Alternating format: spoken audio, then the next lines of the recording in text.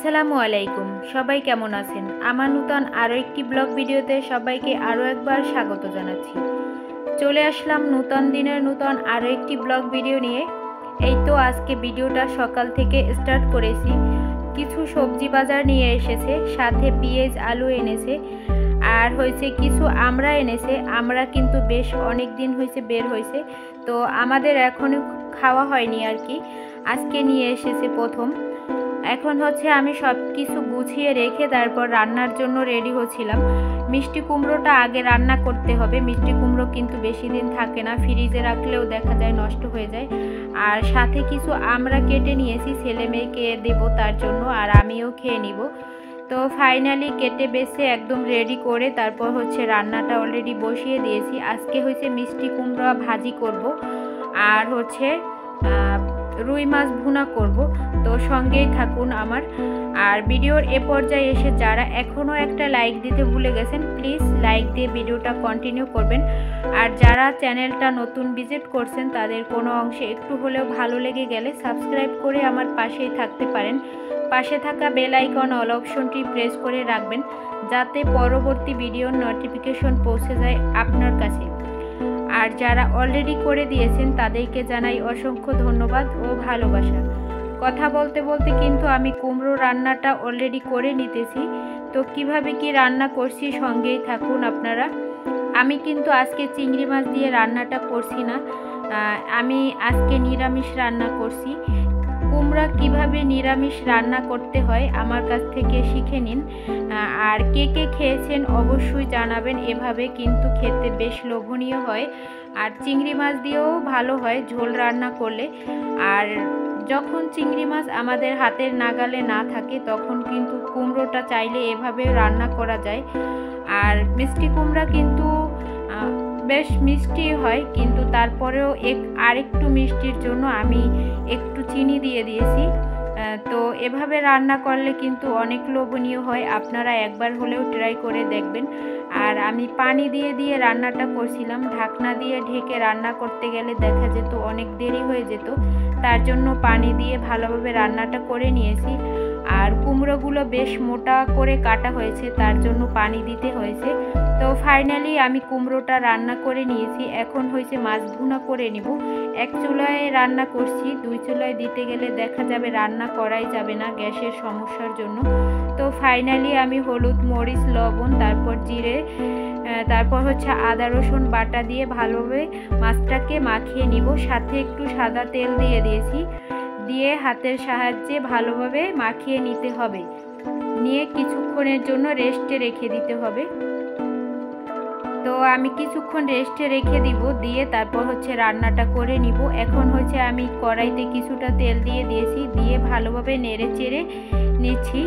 নিয়ে ভালোভাবে তেলটা গরম করে মাছটাকে দিয়ে দিচ্ছি এক পিস করে। আজকে একটু ভিন্ন রকমভাবে রান্নাটা করব। সব সময় কিন্তু আমরা ঝোল ঝোল করে রান্না করে থাকি, তো এই জন্যই আমি ভালোভাবে মাখিয়ে তারপর রেখে দিয়েছিলাম কিছুক্ষণের জন্য। তারপর হচ্ছে এখন আমি মাছটাকে ভালোভাবে ভেজে নিচ্ছি।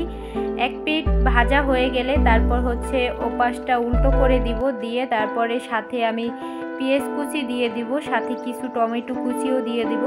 পেঁয়াজটাকে আমি ভালোভাবে আদা রসুন দিয়ে তারপর জিরা, তারপর হচ্ছে কিছুটা মরিচের গুঁড়া, হলুদের গুঁড়া, স্বাদ মতো লবণ দিয়ে তারপর মাখিয়ে রেখে দিয়েছি। এখন আমি মাছটাকে উল্টে দিয়েছি, সাথে আমি পেঁয়াজটাকেও দিয়ে দিব। এভাবে রান্না করলে কিন্তু বেশ লোভনীয় হয়। তো মাছ ভাজার সাথে সাথে আমি পেঁয়াজটাকেও ভালোভাবে ভেজে নিছি। এভাবে রান্না করাটা কিন্তু আমি আমার মায়ের কাছ থেকে শিখেছি। এভাবে রান্নাটাও কিন্তু অনেক লোভনীয় হয়, আপনারা একবার হলেও ট্রাই করে দেখবেন। তো আমি বাটিটার ভিতরে যেই বাটিটাতে আর কি মাখিয়েছিলাম পেঁয়াজটা মাছটা, সেই বাটিটা একটু ধুয়ে তারপর হচ্ছে পানিটা দিয়ে দিচ্ছি। বেশ অল্প পরিমাণ দিয়েছি, অনেক বেশি পরিমাণে দেইনি। তো কথা বলতে বলতে কিন্তু আমি রান্নাটা অলরেডি করে নিয়েছি। এখন হয়েছে কিছু জিরে দিয়ে দিয়েছি, ভাজা জিরে আর কি, দিয়ে ভালোভাবে নেড়ে চেড়ে এখন হচ্ছে আমি মাছটাকে নামিয়ে নিব। আপনারা একবার হলেও ট্রাই করবেন। আর সব কিছু মিলিয়ে আজকের ব্লগটি কেমন ছিল অবশ্যই জানাবেন। তো দুপুরের খাওয়া দাওয়া সেরে কিছুক্ষণ রেস্ট করে তারপর হচ্ছে ছেলে মেয়ের জন্য একটু নাস্তা বানাতে গিয়েছিলাম। নাস্তা বলতে একদম সিম্পলভাবে কিছু চাপটি বানাবো। তো কিভাবে কি বানাচ্ছি সঙ্গেই থাকুন আপনারা। এই তো এখন হচ্ছে আমি ভালোভাবে হাত দিয়ে মাখিয়ে নিব। সাথে ডিম দিয়েছি, স্বাদ মতো লবণ, তারপর হচ্ছে চিনি আর আটা দিয়েছি। দিয়ে ভালোভাবে মাখিয়ে কিছুক্ষণের জন্য রেস্টে রেখে দিব আমি। তো কিছুক্ষণ রেস্টে রেখে দিয়ে তারপর হচ্ছে এসে আবার কিছু নারিকেল দিয়ে দিয়েছিলাম, ফ্রিজে রাখা ছিল। দিয়ে এখন আমি ভালোভাবে ভেজে নিব। এক পিস করে আগে ভেজে নিতে হবে চাপটিগুলোকে। আমি হচ্ছে কিন্তু তেল দিয়ে ভাজবো, আগে তেল দিব না, আগে শুকনো করে ভেজে নিব। আগে যদি তেল দিই তাহলে কিন্তু এটা হাত দিয়ে ছড়ানো যাবে না, বারবার ঘুচিয়ে যাবে। তার জন্য আগে ভেজে নিতে হবে, পরবর্তীতে তেল দিতে হবে। তো আমি সেইটাই করছি আজকে।